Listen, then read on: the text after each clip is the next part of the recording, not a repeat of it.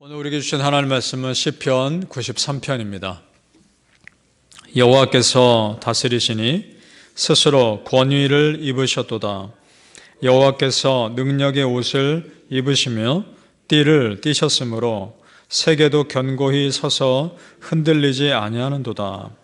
주의 보좌는 예로부터 견고히 섰으며 주는 영원부터 계셨나이다.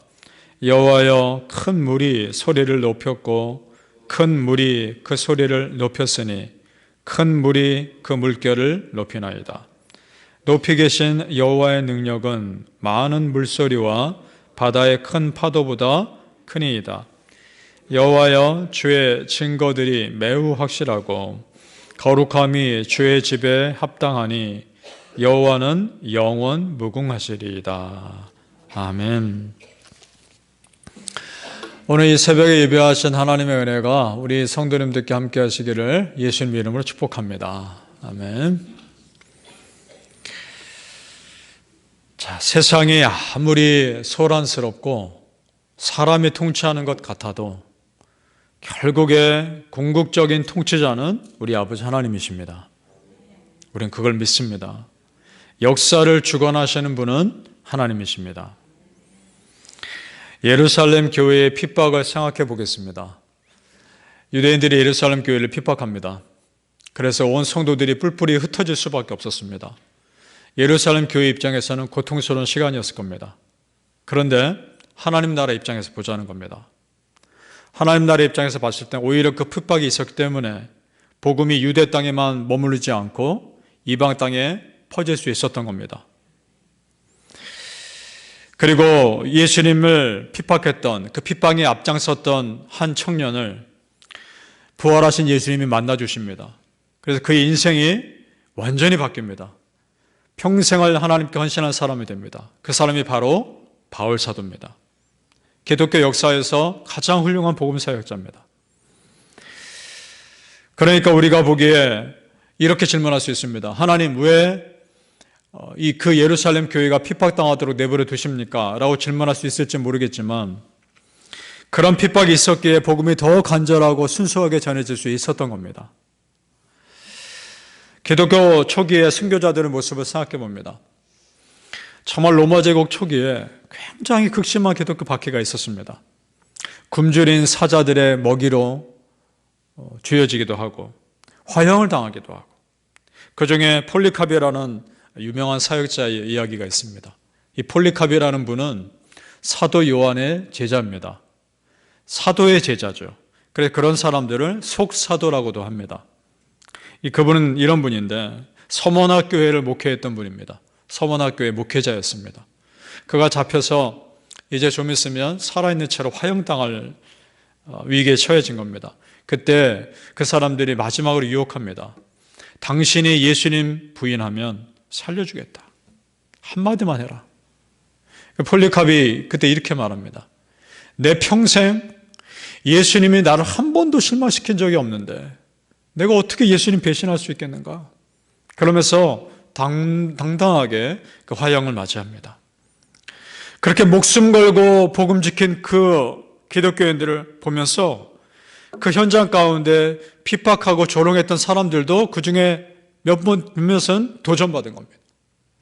그 사람들에게 또 복음이 전해지는 것이고, 그러니까 초기 기독교는 순교자의 피값으로 성장할 수 있었던 겁니다.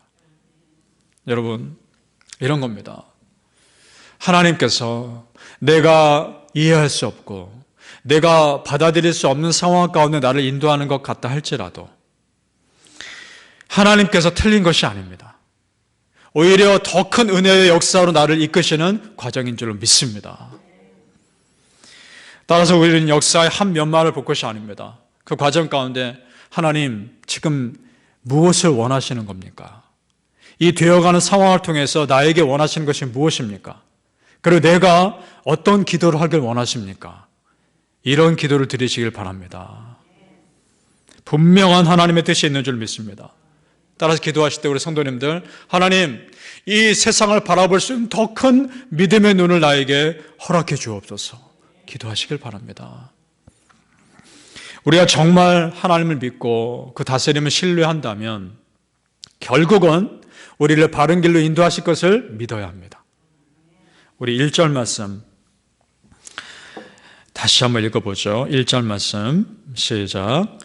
여호와께서 다스리시니 스스로 권위를 입으셨도다. 여호와께서 능력의 옷을 입으시며 띠를 띠셨으므로 세계도 견고히 서서 흔들리지 아니하는도다. 아멘. 하나님이 다스리시기 때문에 결국은 흔들리지 않을 것이다 선포하는 겁니다. 왜냐? 사람의 통치는 불완전하지만 하나님의 통치는 완전하기 때문입니다. 2절 말씀 또 이어서 봅니다. 제가 읽겠습니다. 주의 보좌는 예로부터 견고히 섰으며 주는 영원부터 계셨나이다. 아멘. 하나님의 통치하시는 그 보좌는 누구도 흔들릴 수 없다는 겁니다. 구약에 아주 유명한 선지자 중에 이사야 선지자가 있죠. 이사야 선지자가 태어났을 때 그 왕이 우시야라는 사람이었습니다. 그 사람이 죽습니다. 이사야가 태어났을 때도 그 사람이 왕이었고 이사야가 선지자로 부름받고 활동할 때도 그분이 왕이었습니다. 그러니까 우시야 왕의 죽음은 이사야에게는 유다가 망하는 것과 같았습니다. 이제 유다 어떻게 하나? 그렇게 두려움 가운데 있을 때 하나님이 바로 그때 이사야에게 환상을 보여주십니다. 어떤 환상이냐? 이사야 6장 1절 말씀에 이렇게 되어 있습니다. 우시야 왕이 죽던 해에 내가 본즉 주께서 높이 들린 보좌에 앉으셨는데 그 옷자락은 성전에 가득하였고. 아멘. 무슨 환상입니까? 사람 왕 우시야는 사라지고 없지만 영원한 왕이신 하나님은 여전히 그 보좌에 앉아 계시더라는 겁니다. 사람 왕의 통치는 사라지고 없어도 하나님의 통치는 여전히 이 땅을 다스리고 계시더라는 겁니다. 이것이 이사야에게 용기가 되었던 겁니다. 그리고 또 하나, 사람 왕을 볼 것이 아니라 영원한 왕이신 하나님 보라는 도전에 쌓이는 겁니다. 여러분, 하나님이 여전히 높은 보좌에 앉으셔서 여러분 다스리고 계십니다. 그 하나님 바라보시길 바랍니다. 사람 보고 실망할 것이 아니라 하나님 바라보며 또 새 소망을 얻을 수 있기를 바랍니다. 사람 보면 실망할 수밖에 없죠. 그러나 우리 하나님 보고 사는 겁니다. 폴리칸 목사님의 고백처럼 평생토록 나를 실망시키지 않으신 예수님 바라보며 사는 겁니다. 다른 사람 볼 때도 마찬가지입니다. 사실은 그 사람 보는 것이 아닙니다. 그 사람을 통해 역사하실 하나님을 보는 겁니다. 그 사람을 바꿔주실 하나님을 기대하는 겁니다. 바라기는 성도님들, 그 하나님의 다스림이 여러분의 삶과 가정과 여러분이 일하시는 일터 위에 영원토록 머무시기를 예수님 이름으로 축복합니다. 아멘. 우리가 하나님의 다스리심을 믿고 다 맡길 수만 있다면, 정말 다 맡길 수만 있다면 걱정이 없겠죠. 문제는 다 맡기지 못하는 게 문제 아닙니까? 결정적인 순간에 내 마음대로 하고 싶고 내 뜻대로 하고 싶은 그 마음이 우리 아닙니까? 그것을 극복하는 것이 믿음입니다. 시편 127편 1절에 이런 말씀이 있습니다. 여호와께서 집을 세우지 아니하시면 세우는 자의 수고가 헛되며 여호와께서 성을 지키지 아니하시면 파수꾼의 깨어 있음이 헛되도다. 아멘. 바로 이 말씀이 우리가 하나님께 내 삶을 다 맡겨야 할 이유인 겁니다. 그러니까 내가 아무리 뭘 하고 싶어도 하나님 도와주지 않으면, 하나님 함께 하시지 않으면 그것이 한순간에도 무너질 수 있다는 겁니다. 그러니까 하나님께 다 맡기는 것이 참 지혜인 것입니다. 그러면 어떻게 하는 것이 하나님께 맡기는 것인가? 구체적으로 그럼 어떻게 하는 말인가? 우선은 간절히 기도해야 됩니다. 하나님께. 남김없이 다 간절히 기도하되 어떤 마음으로 기도하느냐, 이것이 중요합니다. 이런 마음입니다. 하나님, 내가 원하는 대로 안 해주셔도 순종하겠습니다. 그 마음으로 기도하는 겁니다. 지금 당장 아쉬워도 나에게 가장 좋은 길로 인도하실 것을 믿기에 그 믿음으로 기도하는 겁니다. 기본적인 신뢰가 흔들리지 않는 기도인 거란 말입니다. 우리 3절에서 4절을 같이 읽어보겠습니다. 3절에서 4절 시작. 여호와의 큰 물이 소리를 높였고 큰 물이 그 소리를 높였으니 큰 물이 글물결을 높이나이다. 높이 계신 여호와의 능력은 많은 물소리와 바다의 큰 파도보다 큰이다. 아멘. 이것이 무슨 말이냐?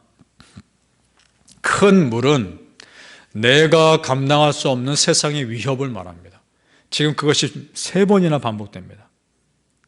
3번도 3이라는 숫자도 또 다른 완전수입니다. 7과 함께. 내가 감당할 수 없는 세상의 물결이 나를 덮고 또 덮어도. 이 말은 도저히 내 힘으로는 안 된다는 겁니다. 그런데 4절에 비밀이 있지 않습니까? 그 큰 파도보다 더 크신 누가 계십니까? 하나님이 계시지 않습니까? 그걸 선포하는 거 아닙니까? 성경에서 물 가운데 이스라엘 백성들을 구해준 사건이 있죠. 홍해 사건 아닙니까? 원래 이스라엘 백성들은 홍해 바다로 가려고 하지 않았습니다. 지중해 해안길을 따라서 육지를 따라 쭉 올라가서 가나안 땅에 가려고 했었습니다. 그런데 하나님께서 일부러 더 돌이키신 겁니다. 홍해 바다로. 뒤에 애국 군대가 쫓아올 때 이스라엘 백성들 원망했을 겁니다. 하나님 왜 그 육지길을 놔두고 빨리 도망갈 수 있었는데 왜 돌아서 여기까지 오게 하셨습니까? 원망했을지도 모르겠습니다. 그러나 홍해가 갈라지고 쫓아온 애국 군대가 그 홍해 바다에 수장되는 걸 보면서 이것 때문이었구나 깨닫지 않았겠습니까? 여러분, 내가 이해할 수 없는 상황으로 나를 인도하셔도 더 큰 역사로 나를 이끄신 하나님의 은혜임을 믿으시길 바랍니다. 그것이 있단 말입니다. 우리 성도님들, 하나님의 다스림에 다 맡긴다는 것, 이처럼 나의 모든 가능성을 하나님의 가능성에 오픈하는 것입니다. 나로서는 할 수 없지만, 나는 못하지만 하나님의 하심을 믿고 기대하는 것입니다. 바람 우리 성도님들, 여전히 보좌에 앉으셔서 내 삶을 다스리신 그 하나님께 정말 다 맡기는 은혜가 있으시기를 예수님 이름으로 축복합니다. 아멘. 기도하겠습니다. 아버지 하나님, 다 맡깁니다. 하나님의 역사하심에 다 맡깁니다. 이것이야말로 가장 확실하고 가장 안전한 피난처됨을 믿습니다. 하나님의 모든 가능성에 다 오픈되게 하여 주시옵소서. 비록 지금 당장에는 내가 이해할 수 없는 상황이라 할지라도 먼 시간을 돌아보았을 때 그래서 하나님께서 이 길로 인도하셨구나 라고 고백할 수 있는 그런 간증의 삶이 되게 하여 주시옵소서. 하나님의 신실하심을 믿습니다. 결국은 나를 좋은 길로 인도하시고 결국은 나를 승리의 길로 인도하실 그 하나님의 신실하심을 정말 믿습니다. 하나님 다 맡깁니다. 뜻대로 하여 주시옵소서. 우리 성도님들에게 이런 고백이 평생토록 함께 할 수 있도록 축복하여 주시옵소서. 감사하며 예수님 이름으로 기도합니다. 아멘.